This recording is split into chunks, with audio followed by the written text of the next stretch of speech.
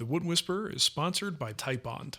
Finally, we're leaving the world of DIY renovation and focusing on the shop. But real quick, here's a timeline review of where we are so far. We moved to Missouri on July 1st, and the tools were temporarily stored in my garage. We took possession of the firehouse on August 1st, but it took until the 18th to find a company to help move the tools into the new space. We took that downtime as an opportunity to knock out all the improvements in the back rooms,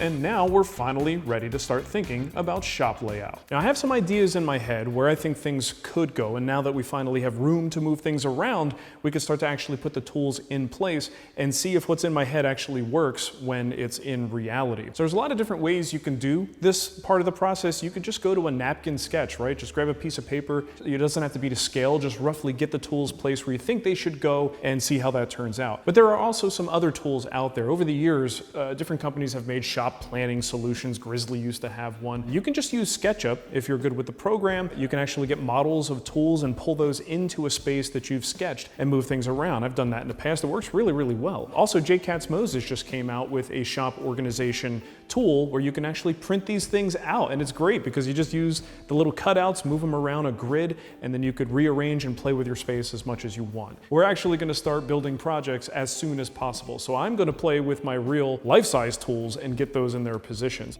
When in doubt, start with what you know. In my case, I've gotten real comfortable with the layout that I had in Denver, and while this space is larger, I think it's a good starting point. And if you remember what the old shop looked like, you might recognize this layout. So while I'm not even remotely confident that this is the best layout, it's certainly good enough for now. So when I'm moving tools around, I usually just go with my gut because I've done this process an embarrassingly large number of times. But what I'm actually doing when I think about that process is applying a set of filters as I go. I mean, this space is essentially a clean slate, so we have to apply a set of logical filters to decide where things go. So what I'm going to do here is lay out those filters, try to put terminology with them to make sense for you, so that no matter whether you have a shop that's shaped like mine or something totally different, a big shop, a small shop, these rules can still apply and they should help you with your own shop layout. So the first filter is workflow. Put simply, workflow is how we move from tool to tool during the process of woodworking. So when you design your shop, think about the steps from raw material to finished product and try to reduce the number of unnecessary steps between those tasks. So for example, 3 of the tools that I use the most are the jointer,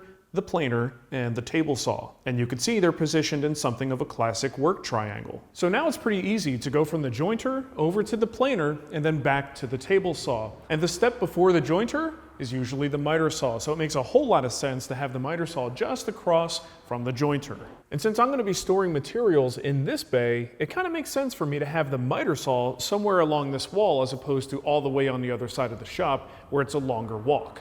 So for tools like the router table, stationary sanders, and the bandsaw, I'm a little bit less picky about where these things go because they're just not used on every project. Next up is electricity. Wherever you plan on putting tools, you're going to need electricity at those locations. And when you have a bunch of 220 tools, that's not a trivial thing. Of course, if you plan to have tools in the middle of the shop, you either need to have drops from the ceiling or you got to run extension cords to the walls. Of course, if you have a raised floor situation, you might be able to run power from below. Now, whenever possible, I think it's best to run your tools along a wall. It makes it a lot easier to run your electricity, so whether you're running new circuits or extending old ones, it's a heck of a lot easier than going up, over, and down through the ceiling. Either way, wherever you want to put your tools, just make sure you can get power there.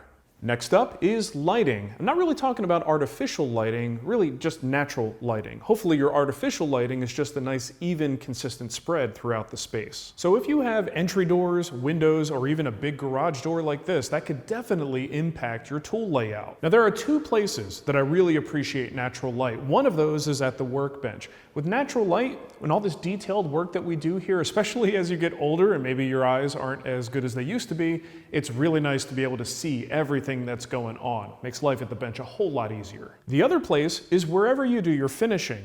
Natural light really helps you see colors. It also, especially if the light is coming from the side, it can help you see flaws in the surface. In finishing, we use a thing called a raking light, and usually it's an artificial light that's kind of coming across the workpiece and it highlights any irregularities in the surface.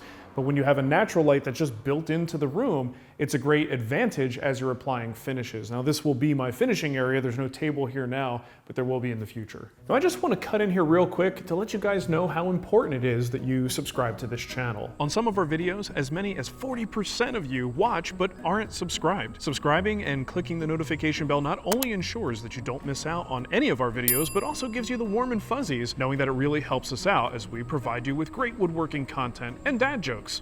Next up is ventilation. Now, I'm not talking about fans and active ventilation. We're talking more about passive ventilation through windows and doors. When you're finishing, you really want to be in an area that allows for good air exchange to let some of those nasty fumes dissipate. If you're using all natural finishes, this isn't as much of a problem, but even natural oils benefit from access to fresh air. So in addition to natural light, I like the idea of having my finishing table up here near the doors because I get that passive ventilation and nice fresh air. Another filter that I apply that some of you may have to worry about is videography. Some decisions that I make about tool placement will actually be for the sake of better video. For instance, the reason that I put my table saw at the back of the shop facing the garage doors is to make sure that the natural light is never in the shot. Back in Denver, I always had that big bright window behind my head, and it would cause some nasty reflections and would often blow out the image.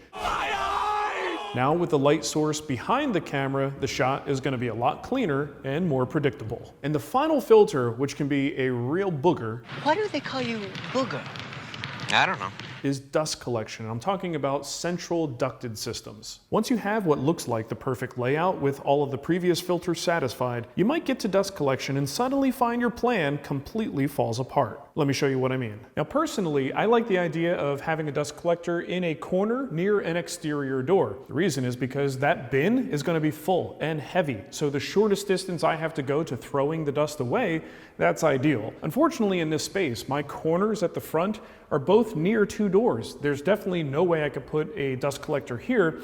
And if I push it this way, now I'm encroaching on space, valuable space that I need for other tools. Now my back corners are really no better. This one has a couple of furnaces, and next to a furnace, probably not the best place for a dust collector. These are closed combustion. I'm not so worried about flammability, but the dust collector just kind of always has dust around it, and I do have the intakes with filters, and I just don't want to tax it any more than I have to. And once again, coming in from that corner starts to encroach on space that I need for other tools. And in this other corner, we've got a bunch of electrical panels, stuff that I don't want to put a dust collector in front of because we need to access them. Now, the reason I like corners is because you can fairly easily run a main trunk down the wall where it's easy to anchor. You could then run drops as needed to the various tools. And when absolutely necessary, you could split out into space to get the tools that are in the middle of the floor. And with a setup like this, I'd at least try to make sure that the tools on the far wall don't actually need the ductwork just to avoid aggressive turns or extensive runs. And before anybody suggests putting a cyclone outside,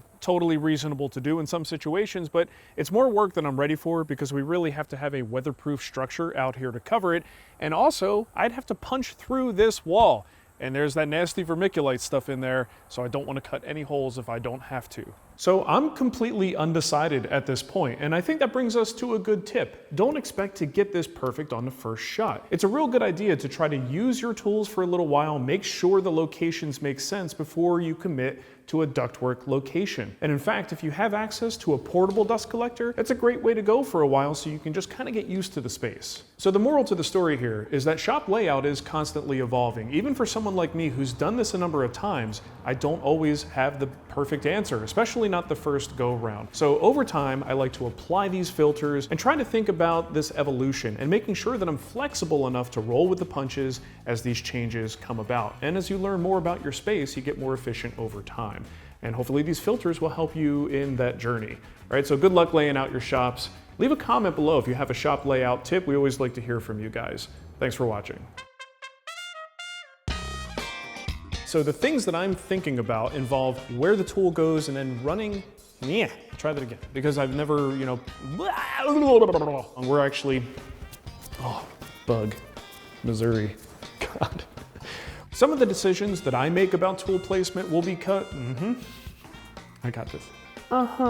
So the moral to the story here is that I like the idea of having my finishing table up here near the front door and the garage door just for that passive ventilation.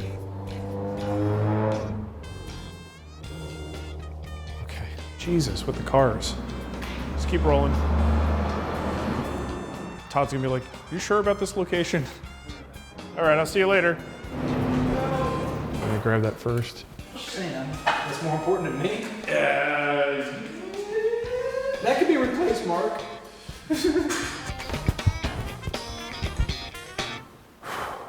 Okay.